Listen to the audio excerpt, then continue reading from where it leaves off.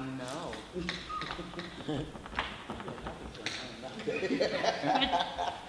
Bloody hell, everybody's here on time as well. Yeah, we did good. It's short.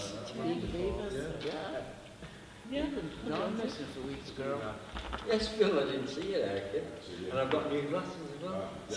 We're not working. Yes, Specsavers. Ready when you are, Sean. Yeah, well, I mean, there's a few of us who were here last week. Yeah. So You missed the drugs. Yeah. The drug. You missed the drugs. We're all on What drugs. was the test? Yeah. Oh. But Linda ended it on saying kind of a big idea about how she wants to take the project forward. Do you want me to just kind of like touch on a few points of it? So it was basically to try and like delve into the history of Britain by starting early kind of 30s possibly, and start trying to engage with some people who lived around that time and kind of interview them about what it was like to live back then, and start kind of looking and working through that history and understanding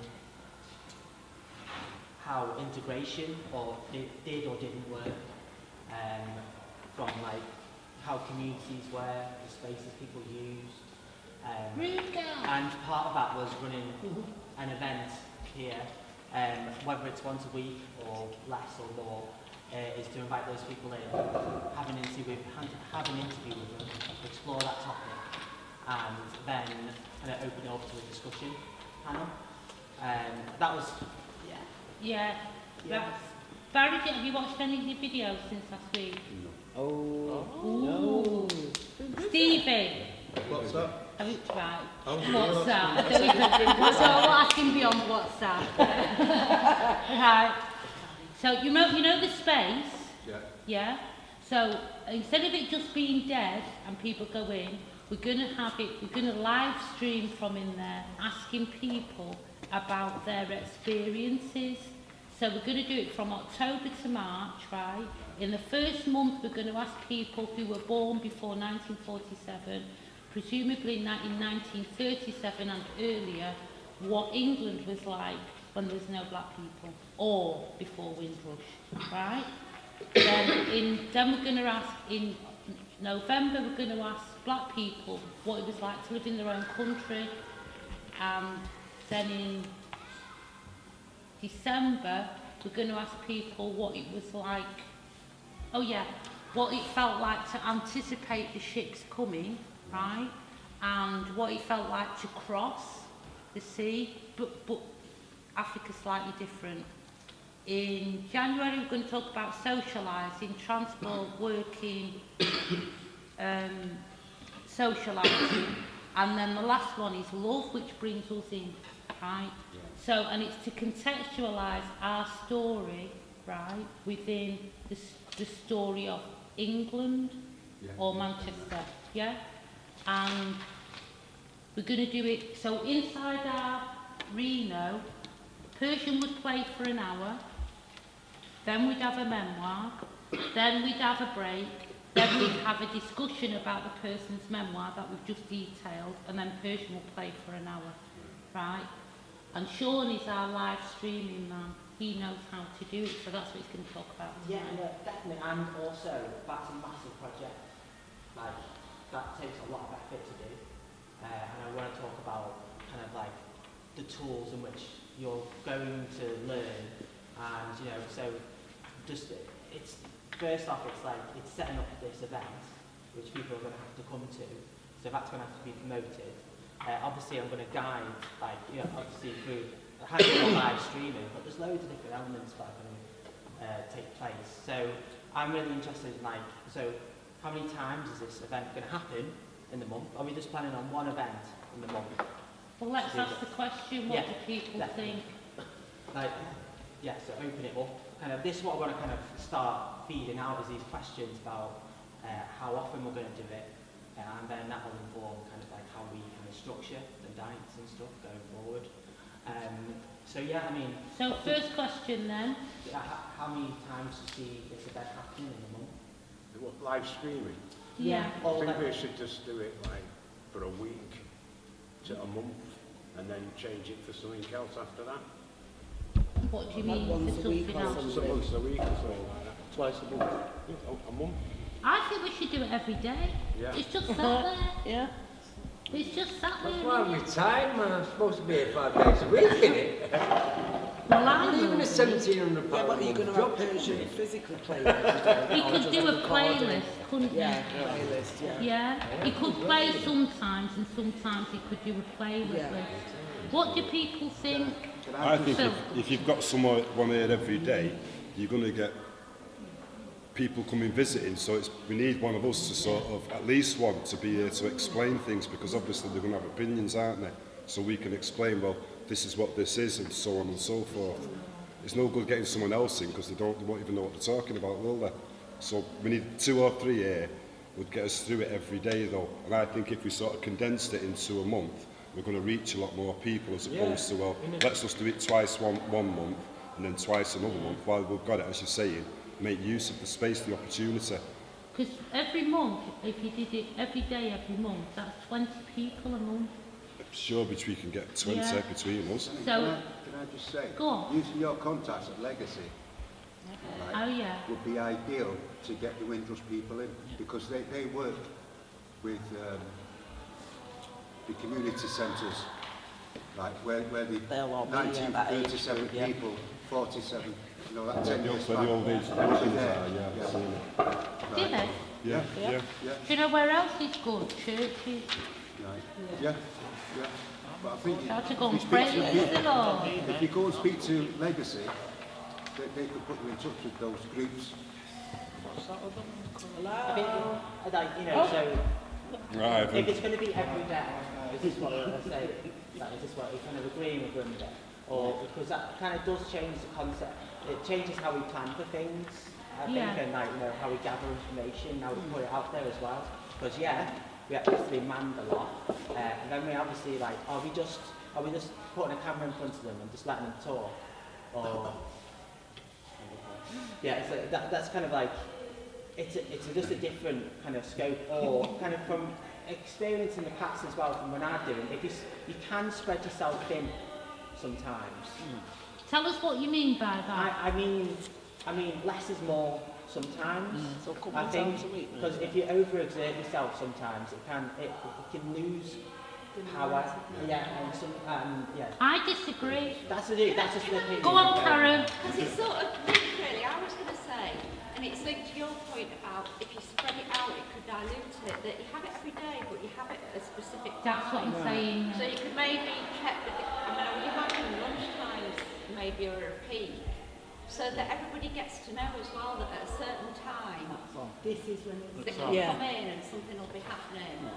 So, Can I also mention, right, if you're talking about the elder generation between 1937 and 47, I can talk from experience, by the time you get to 2 o'clock, 3 o'clock in the afternoon, you want a kid. So you, truly, right, and I'm being serious, you struggle getting those people in. Get them early. So I think earlier, you So know, what time are you suggesting, Karen? I'm saying between 11 and 12. Right?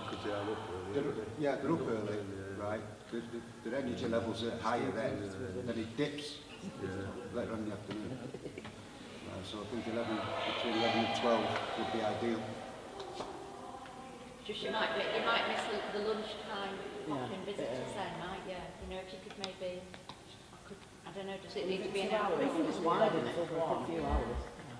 And then they'll be warmed up by the time people start from the lunch break. Yeah, I was just thinking about that element Yeah. of people. Knackered. Well, you do, your energy levels dip, Yeah. right? And, people older than me would feel it.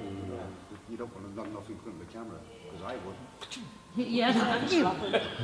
It'll sort that out. It goes without saying, you haven't got the constraints of like, you know, having, like people who run events, having to earn money or sell tickets Yeah. and stuff like that. So, you know what I mean, you've got the time and the space to be able to do this, so there's no reason why you can't do it every day.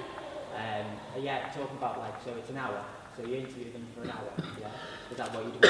And then what happens either side of that hour? So are we extending it longer than that? Because there was an idea of a discussion panel as well. Would you have that on that day, or would you do another special event for a discussion panel maybe? I don't know. There's just the idea. Well, don't move forward. Let's ask the question. Yeah. Could the discussion panel happen after the interview? I think so. Why not? Yeah, Because you've got your topic then. Wouldn't you, if you delayed it? Yeah. You've got your topic then anyway, haven't you? Yeah, of course. So interview, discussion, before the interview, right, you'd have a lead into it, wouldn't you? You know, the reason why you're talking to these people, right? And that would be your start, and then you talk to the people, that's their story, right? And their vision of what they perceive England to be, because that's partly the question you're going to be asking, right? And then discussion on that, which would be, you know, the reality of it once they've come over and experienced it, and that's a discussion point, isn't it? No, definitely. One thing I mentioned to Linda when we were chatting the other day is I think the discussion panel is a good opportunity to invite different people to take part in the conversation, because as Linda mentioned, it's about opening up to other communities and engaging in theirs. Yeah. So one thing I've found about doing my events in the past is that if you invite someone from a different group of people to come and have a conversation, then you can spread your story in that and like kind of. What do you mean, a social group or an ethnic group? That's up to you to decide, really. I don't know. I'm just kind of like saying that as very broad. You don't have just an ethnic group, can you? Because you try to touch as many people as you can. It could be on their ideology, it could be Is on that their what was race, going like- on the other week at More Soldiers? Linda was saying more soldiers. Right, Yeah. I mean, you know, more. Recruit the more- bastard. Bring people in. Yeah, no, definitely. Yeah, that would, I believe that would be a good opportunity to do that and enter people into the discussion as well. I'm just thinking about who those people will be, really. There's another thing maybe to think about. It might be good in terms of profile and PR to maybe have something like Andy Burnham, you know, on the, or somebody from, Yeah. you know, that has power and has a PR message sort of early on in the process to sort of get the message out that it's happening. If you felt he Well, he and he'd have to voted. have a relevance. I think he'd be good, Yeah. actually. Andy Burnham, didn't he? Yeah, he loved us. That's what I yeah. mean, so why not Yeah, let him that'd see be a good what idea. it's about? He even rang. We had big conversations. He's all right. Yeah, He's we'll tell him definitely to all come right. on down. Yeah, come With on his down. checkbook with him. I need to watch. I know what I've watched them, but you know, I read them, but you know, now I read it more than watch them, but I've lost a bit, you know. So let's make behind. this decisions then. So who thinks that 11 o'clock is a good time? Yeah, definitely in the morning. So that would mean, so we would have to, like you're saying, I would be here every day anyway, right? So, but we would have to people it. That means that, how many people, Sean, do you think it would take to make it happen every day? Well, again, it depends on the layout of the room. Like, I don't know, it depends, like, that plays a part, like, how we can accommodate people. Do you want it to make it a bit more of a show kind of thing? Or, not a show, but... one thing I was saying to Linda about one thing we can do. Hold on. One thing I can do with the kind of interview kind of like arena is to be able to play content and media from that time, so maybe jog memories, interesting topics and news things that were happening around that time, to maybe set the scene and then have a conversation, maybe. So that kind of like, I don't know. I was thinking about that, Sean. So you mean like the Rivers of Blood speech, for that to be sort of displayed? Yeah, because like the audio video, it sets a scene, makes it much more of a bigger impact than people watching. And maybe, and the interviewee and interviewer, like, it helps jog their memory for the interview maybe as well. There's just something that, the little things like that I can do, and maybe just keep in mind when we're kind of setting it up and like showing it to people and stuff like that. But it wouldn't take a lot to man it. I mean, one person to keep the AV side, you know, an interviewer. What say you feel? The kind of video, just the video and the sound. Let's go and make it look like that in there. Get your stool, everybody. I can't always see it. I'm on one. That's so weird. What? I was just going to say, why don't we all We'll go in why here. don't we all and get go up and just sit around and see how it feels? feel. Right. Someone measure out 6 foot wide from that wall. Let me try to sit like that. Is it your feet?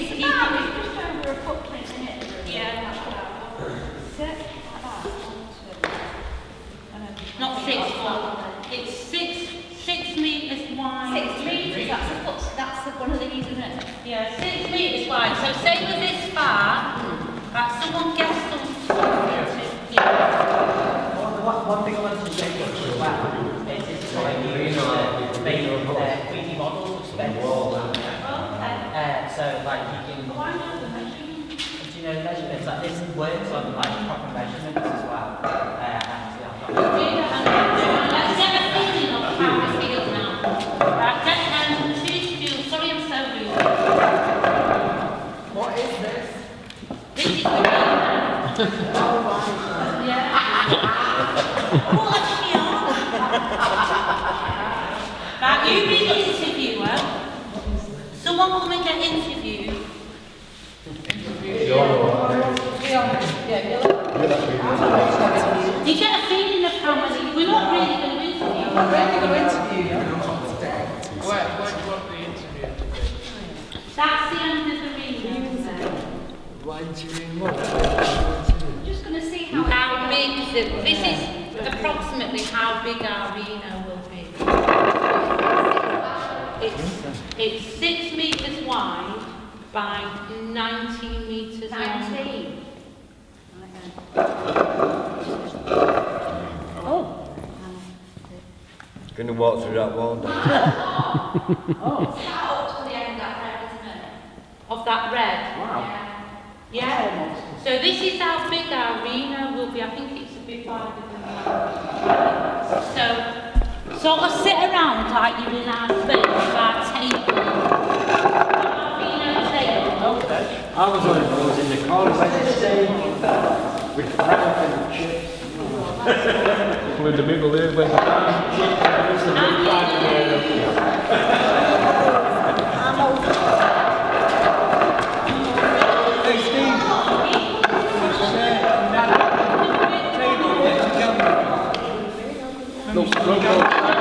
Get the table before it. You can't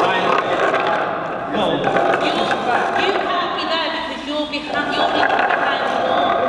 So wherever Phil is, Phil has the wall. That's the I'm in the corner where Frank and Right then. Is this the bar here then? Yeah. Right, so we'll have to go that side. No. So let's do DJ play. Where the back on back Okay, so people are entering right, this we way. set the door though to get into the actual spaces. You see that with the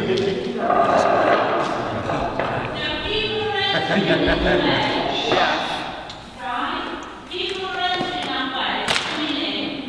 Right? So, who's doing an interview? And you can't be sat there if they're doing an interview. Well, I suppose you can. Go on. So, Phil, you're interviewing Barry there. You don't have to do an interview, I'm just saying to get Would you be in the middle? Would they be in the middle so and everybody sort of round in a circle so you can... on the dance floor. Yeah, because that's where it all used to happen on the dance floor. So the dance floor becomes, you know, the area again, and the interviewer and the person are in the middle, and then we're round the outside. What do people think of Or what about if you interviewed him in the sitting room? That's going to be set up as a... No, we're going to be in the Reno. Yeah. So we're doing Right, it in the at arena. that point, So why I not think- interview him at the bar? Because the bar's a focal point, and you could interview at the bar. Well, it feels really natural to me to be on there, but come on. No, well, Well, no, you it's got the just... DJ Go on, move around then, go and be interviewed at the bar, Got go the and be DJ interviewed back. in the dance floor. Well, I'm stand up at Don't touch it though. No. You're getting into the role. So they're getting interviewed, right? So go on, Sean. No, this just reminds me of like old, Saturday morning or Saturday night TV, where you're moving around the old studio and like with the mic and stuff, and like there's like an audience and you're kind of interacting with them a little bit, which is quite nice, I think, like in that kind of thing. But yeah, I mean, that could work, but like... Well, you don't have to, you could do it at different places, couldn't you? Depending on I want us to have fun.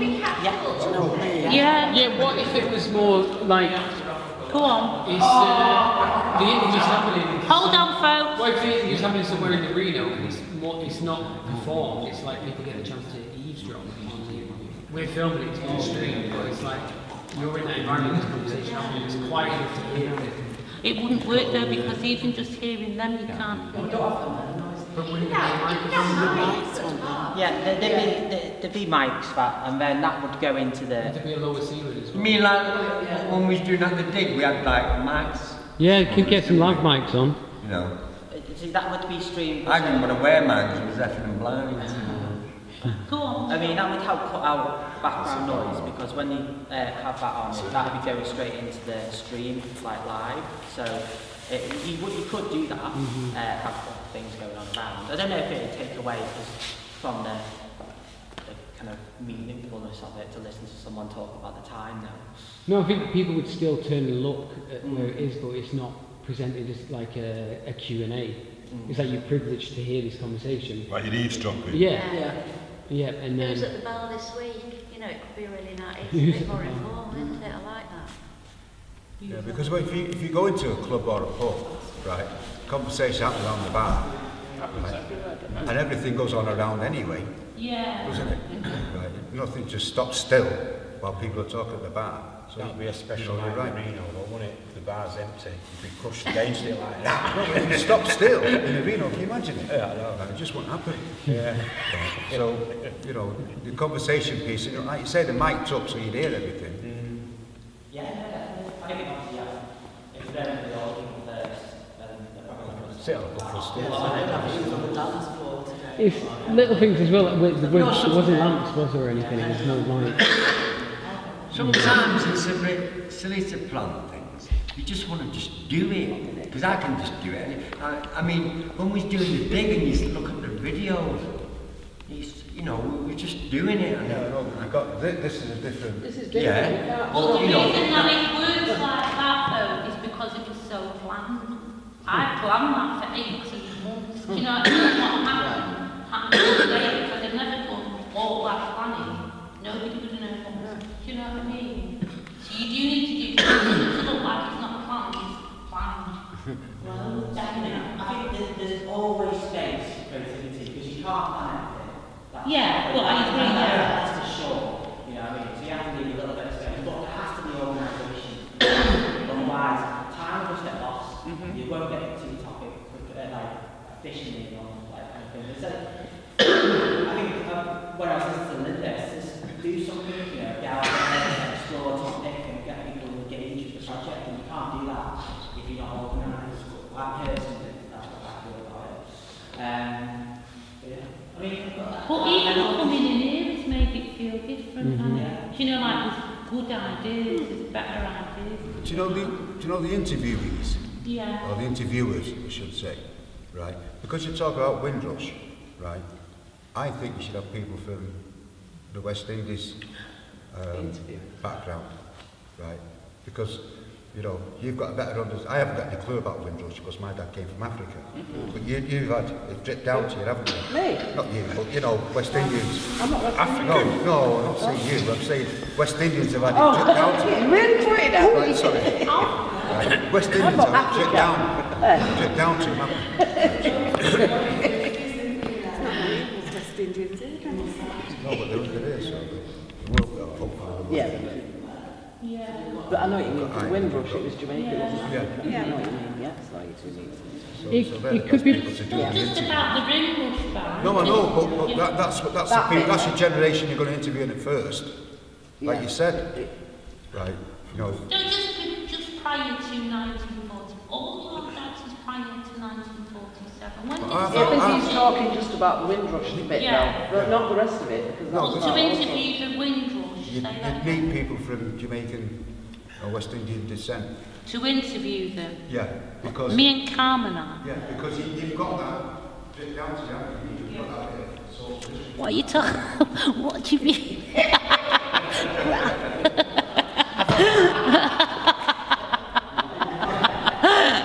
Yeah. I'll come in with a limp and everything.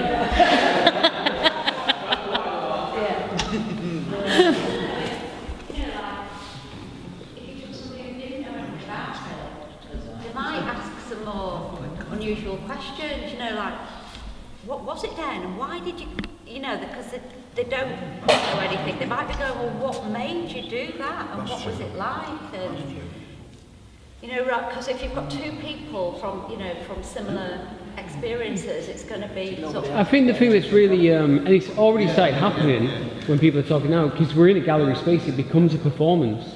So I think that's what it should be catered towards. So like, it's a conversation, isn't it? Not necessarily an interview. So you need to get them so comfortable that they're opening up, and that's why it's and if the people are unaware that they know they're being streamed, but they forget about the technology. Who's getting the rum then?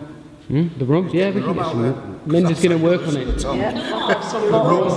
Let's have some bottles on there. Well, in our memoirs, you just ask the right question, innit? And you can't stop people talking. Yeah, you only have to ask one question. Yeah, all I asked was, tell me about the first night you went down Reno. Next thing you wouldn't care. As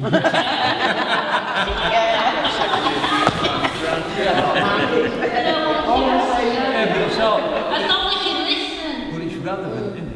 Yeah. It's how people ended up there and what their background is. That's all relevant. That children's home, abuse, because it all went on.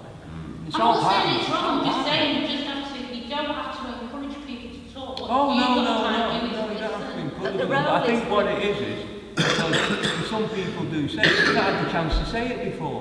Yeah, because exactly. no one listens to them. People look Exactly. yeah, all right, yeah. You know, they don't want to admit the wrongs that have gone on in the past. So when them people come and they get it off the chest, if they actually feel better about it, not worse, feel better because someone's listening and someone's, yeah, all right, it's not forgotten.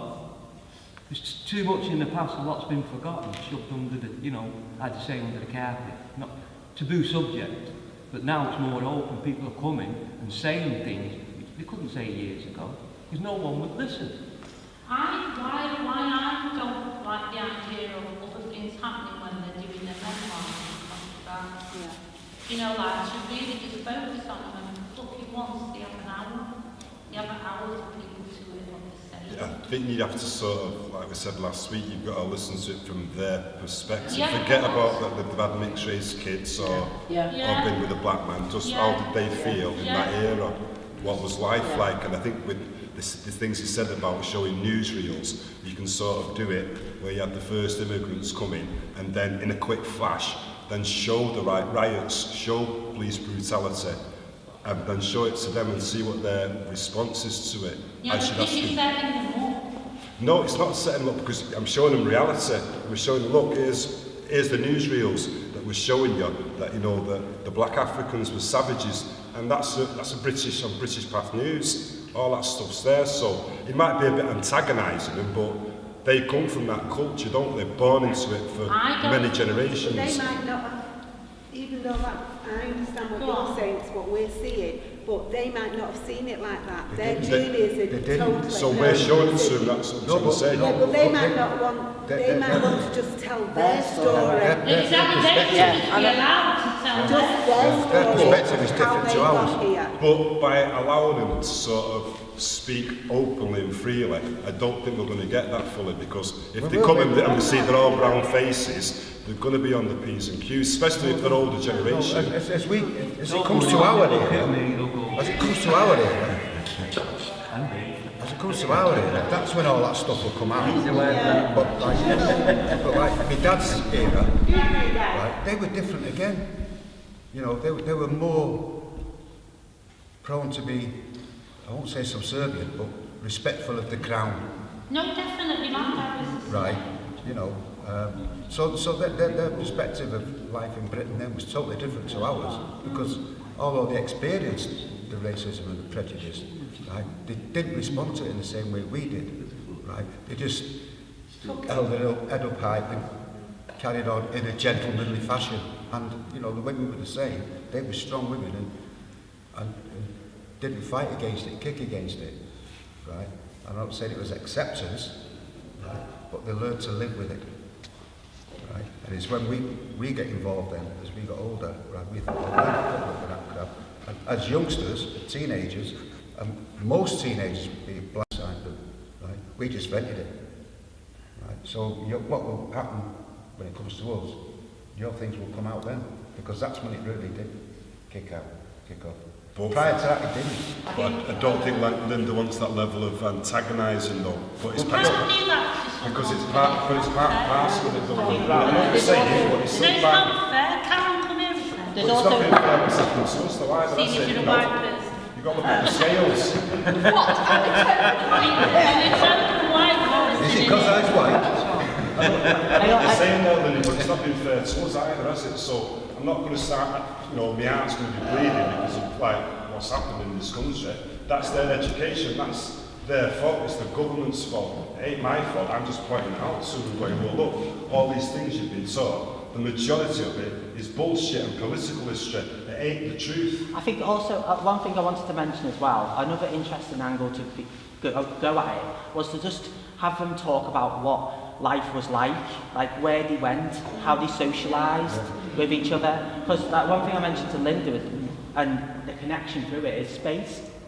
You know what I mean? The Reno offered up a space for you to socialise and come together.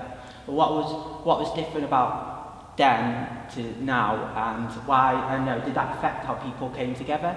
You know what I mean? And what music were they listening to? Because there was a minority then, that was the problem. But I think there's a bit of a neutral, it can be a bit more neutralised in the sense that let's just look at like how people were and what they were eating and what their families were like, you know what I mean? And why didn't it work? You know what I mean? Why did they think like they did? Or you know, so it's just, I thought that was an interesting angle maybe to go out and think about. We had a discussion downstairs just now where we talked about the music that our parents listened to. And there wasn't a lot of African records coming over, the Seamans brought them over. But by the time the Seamans settled in 1955, 50s, right, the influx of African music didn't come over, right? But what was listened to was ska and bluebeat, right? And that's what our parents gravitated to and listened to. Country and western. Asking people what they listen to, stuff like that, to find out about, you know, them and their interests, you know what I mean, and generally what people wear like, you know what I mean, back then. And one thing I mentioned to Linda, why couldn't we play the music from that time as well, look at different music and play that, I know, set the scene maybe, I don't know, and then as we move through these different times, the music changes and we're all kind of like experiencing it together, listening to the changes. No, definitely. Everybody that killed Elvis Presley, didn't they? No, but the music did change. Yeah, Fashion changed. You know, our fathers went from trilbies to flat caps. Right, we went from flat caps to berets. And a lot of people have opportunity to get hold of music, so they deny it. They don't play it on the radio, they don't play it in town, you know. So when they do it, just like the 50s, it's the same principle when they started getting American music across. And they loved it, because they tried of it. Because when you look at the music they were listening to in the 50s here, come on. I mean, boring. Music can be quite a unifying thing as well, because you can find interest in that and that kind of bring you together, but all separating as well. But like vinyls and tapes and stuff like that, how people got their music and stuff, it's just maybe another interesting topic to like. That's an innocent place to start, actually. An innocent. Yeah, I think that's what I was getting at. An innocent place to start is to ask anybody what club they went to when they were 17.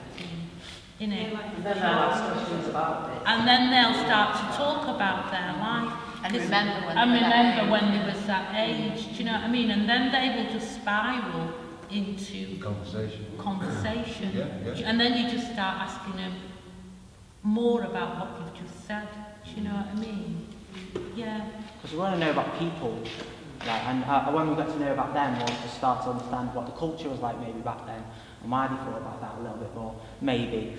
But yeah, no, definitely think about what content we play, like visual-wise and sound-wise, is going to be really important for setting the scene.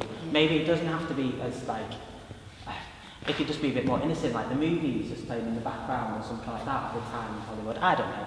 Maybe it can, and the speeches and stuff that kind of happen throughout history and inspire people, and through radio as well.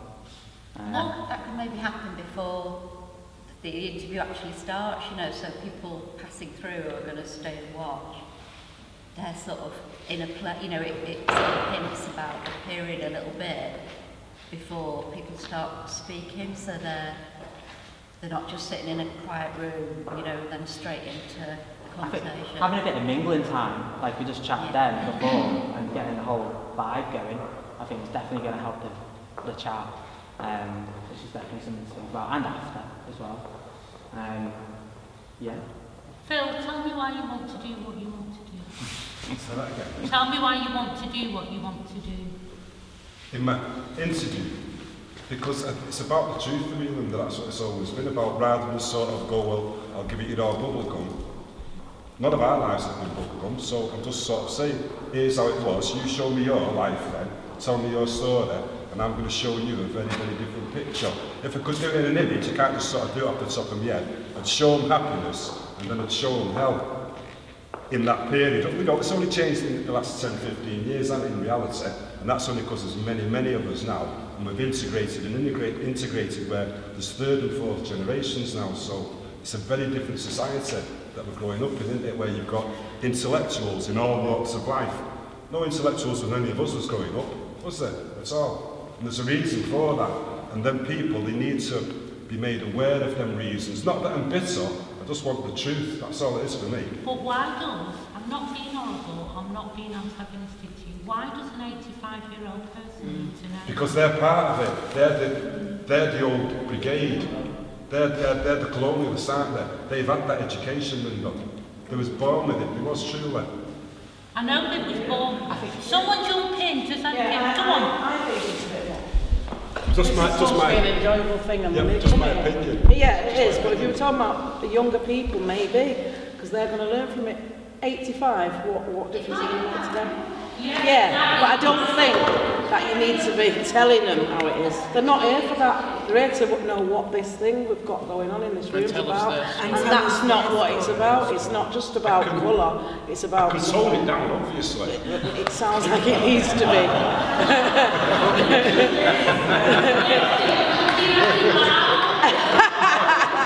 Yeah.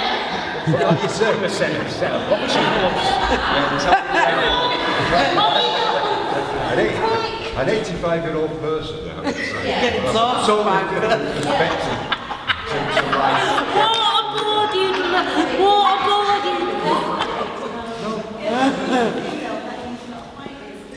Some people that do these views, from whatever background they come from, maybe the black people more than the white people, they might have seen some of this in a different form, and that brings it back to them, and then they might start to talk about it.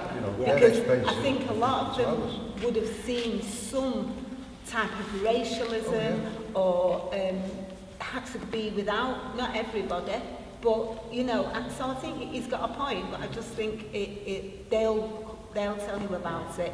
Rather than we ram it down the throat. Yes. Well, that was their generation, isn't it? It's an interesting debate though. Because the reason I love this project is because, it's raw and you've got emotion, And, there's the conversation we had, why water it down, and then just to accommodate some other people, which is what I'm just preaching, sure. I'm for it. To get them up and then bringing them back. Sorry about that, Mike. What a beautiful day. They've had a great day. They had coffee, cake. Those are not wet. They're comfortable.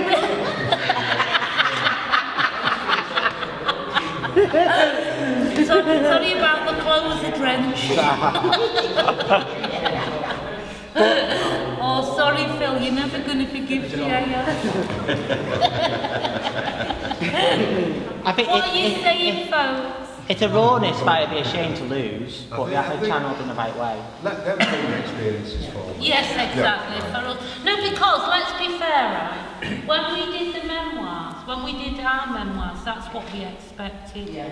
Didn't we? We expected to tell our story and for people to listen without prejudice. But that's why I think the role of the questioner, because when you were doing the memoirs, you said something like, oh, you were dying to say stuff, but you didn't, because you knew you wanted them to speak. And all I'm thinking is, how is this interview thing? Who's going to do the interview? Are they going to do the questions themselves? Certainly not Phil. Go on. Is it going to be guided? I understand.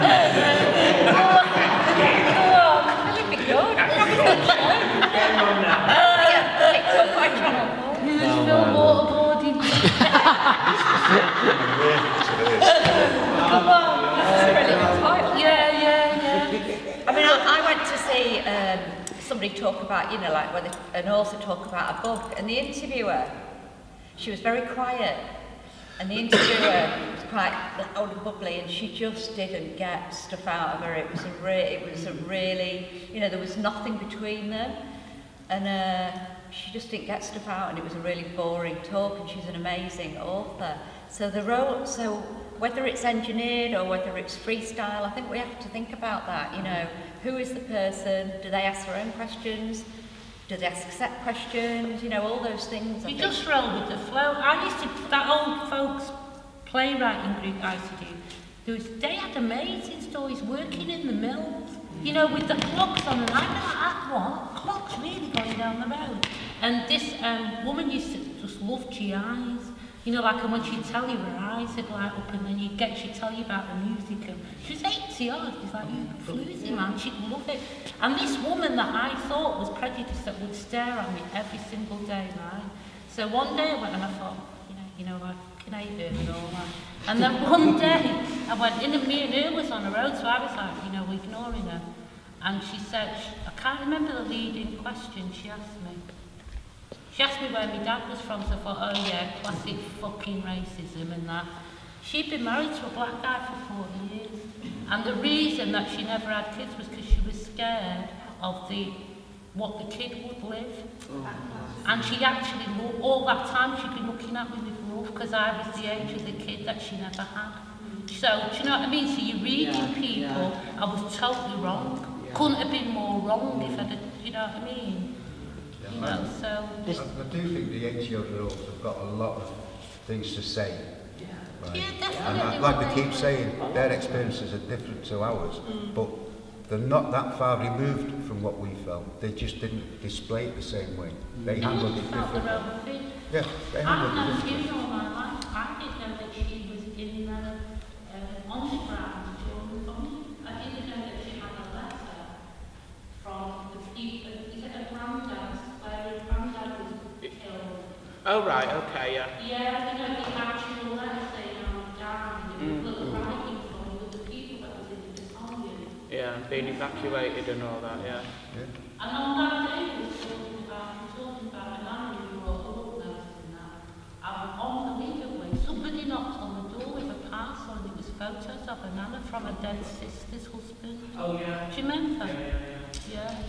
All kinds of stories. There's all kinds of stories, isn't there? About 6-8 months ago, I found out my mum and my nana adopted me, you know, blah blah. My nana had a baby about a year before Rose had me.